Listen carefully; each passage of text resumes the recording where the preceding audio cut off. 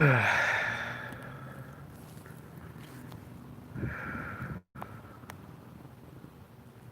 a deep breath. Good morning, everybody.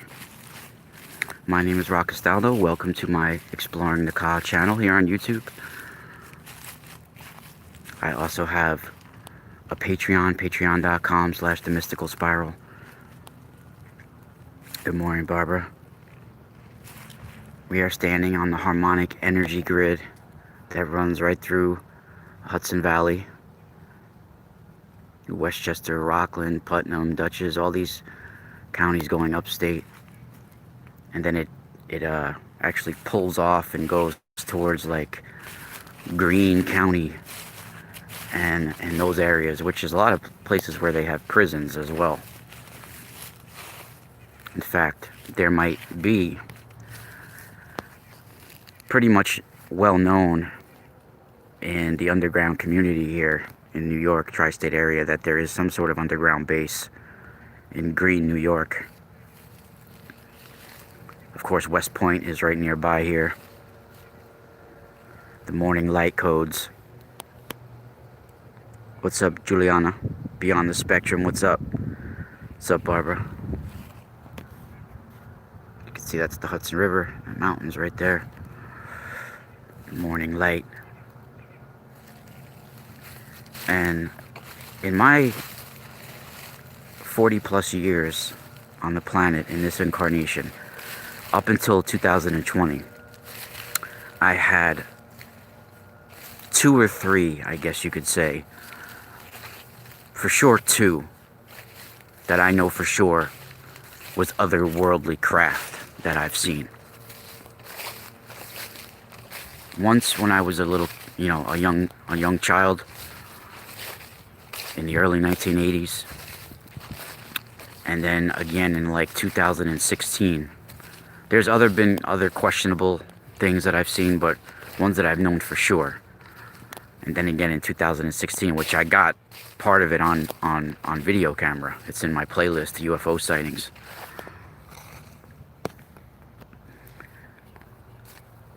Up until this year, there was only a handful of sightings, and this is still way more than the average person. And why is this? Because I am open to it, telepathically open, and I know the others exist.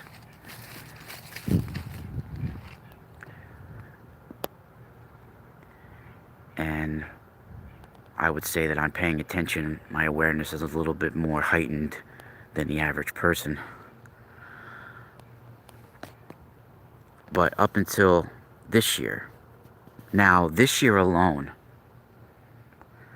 I've had numerous things happen involving otherworldly light, spheres of light, UFOs. So few that I stopped reporting them because it looks like it seems like to most people that, oh, this guy's got to be making this up. So much that it doesn't faze me anymore. And it's because what is approaching, what is coming.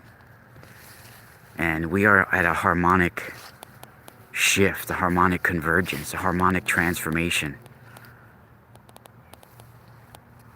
The way harmonic frequencies arc in different angles that they take throughout our harmonic grid system, the way they move across the earth through different angles, different arcs, are all different frequencies and connected to different dimensions and different levels of beings as well, different levels of intelligence as well. And it's related to what we can and cannot see, hear, and sense in this physical reality.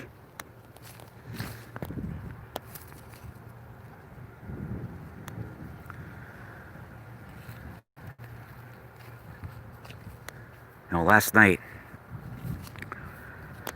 and right here on the Hudson Valley, we are on part of the harmonic energy grid. I mean, it also runs right through Pennsylvania, right where Kecksburg, Pennsylvania is. And those mountains over there, I forget what they're actually called. Is it Chestnut? I don't know, something Ridge or something like that. I forget exactly what it is, but right near where Kecksburg, Pennsylvania is as well. And it goes from New York all the way up to like through Maine, through Canada. And coincidentally enough, all the ancient megalithic dolmens, rock cairns, stone chambers, stone walls, prehistoric rock structures that are from New York all the way to Maine are all on this harmonic energy grid, as well as nuclear power plants and modern day temples and military bases, etc., etc., etc. You know, and there are underground caves and tunnels that go all through here, through the Hudson River, all through this area, all through going towards Westchester, into the Bronx, into Manhattan. There's all sorts of tunnel systems and underground caverns and things that have been long forgotten and removed from this area, that we would all be amazed. This stone here is magical. I feel like the energy with it. The standing stone here. Look at this. It's almost like a seat. And of course it's pointing towards the Hudson River, pointing towards the sunrise.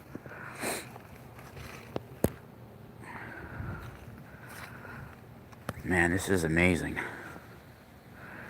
Like when I see it, I see encoded, like with writing, like I see it all.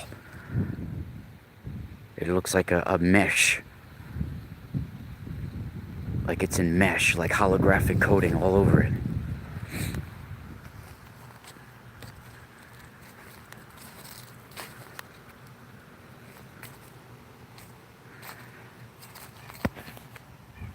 Yeah, you could post some of my videos.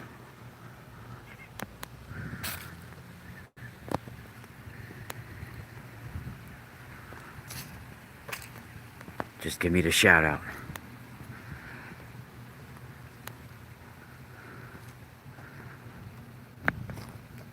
I mean, I know a lot of these are poor quality because I'm doing them live, walking around.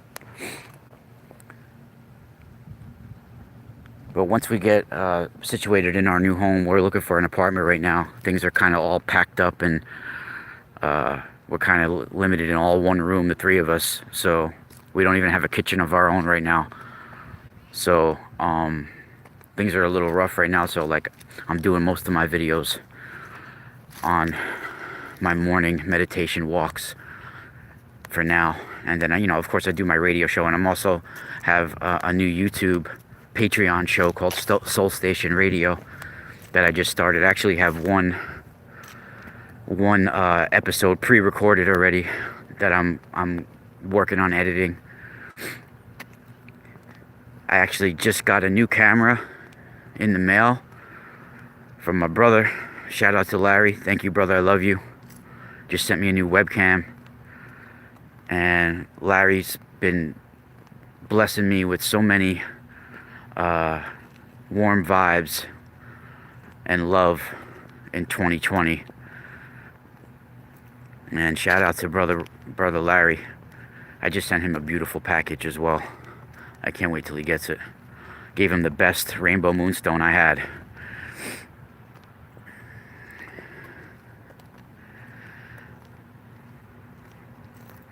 And you know, last night I was out getting food.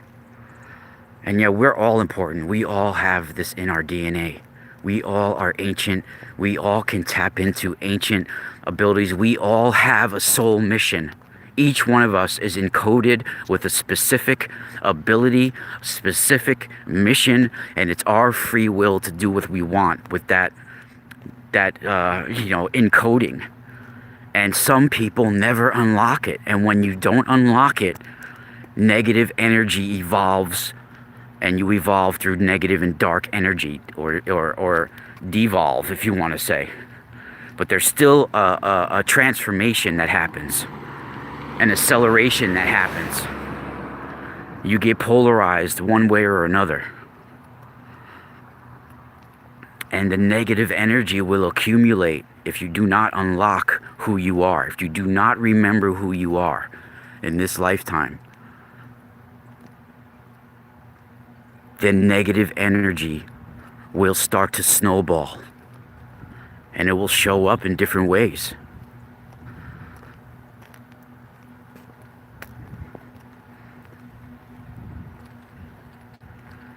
You know, I had a chance to literally, I wasn't even going to share this, but I'm gonna tell you guys. I had a chance to literally go off-world. Like, I was picking up food for my family about 10 o'clock at night, 9:30 at night, and there was to the upper left of my windshield, probably about a half a mile away distance almost, up in the sky, clear night, crescent moon type, up and to the left was a glowing reddish orange ball of light, sphere. Even almost had like a welder's pulsating vibrate to it at certain times. And it was there for 5 minutes as I'm driving down the road. 5 minutes. So I shut the radio off. I shut my phone off. And I just sit there. And I'm driving. And in my head, in my mind, I hear a voice. In my own like, my own thoughts. Like the way I would hear my voice. It wasn't like an intrude voice. But I just heard, it said, "Do you want to come aboard? Would you like to come up?" It was like I was asking myself, almost like my higher self was asking myself if I would like to come aboard. I literally started talking like I would talk, like I wasn't even scared. It was a calming feeling. And I literally was talking to myself. It was like talking. It was like you were, you know, when you're going through a decision with yourself, like, you know, should we go out to eat? Should we not? What should we do? It was like one of those normal conversations I was having with myself, something like that, right? And it's like, do you want to come up? And I was literally saying, like, I have food. I got hot food. I just went and I had bought chicken noodle soup. I had bought burgers. I had fries.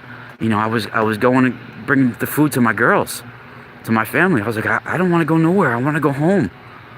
I want to go home with my family and get in the warm, you know, bed and go to sleep and snuggle after we eat.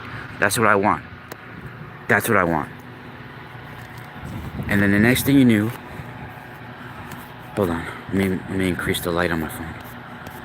The next thing I knew is that my radio's back on in the car, and I'm almost pulling back in, you know. I had already made a decision and gone back into like autopilot, and I was like stuck in thought for a second, like, you know, I don't even remember changing the radio back on, because I know I did it, but I just, like, I wasn't even thinking. I had put the radio back on, and then, like, I was just thinking about what just happened, like did I make the right choice? Like, and then I'm like, you know what, don't even second guess yourself, because part of me wanted to, I wanted to see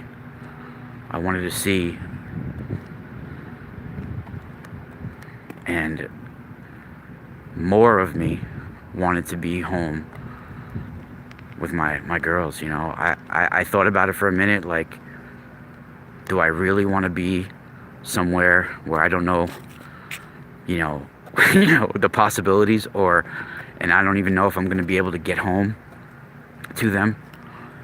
And the thought of my daughter's face was enough, you know.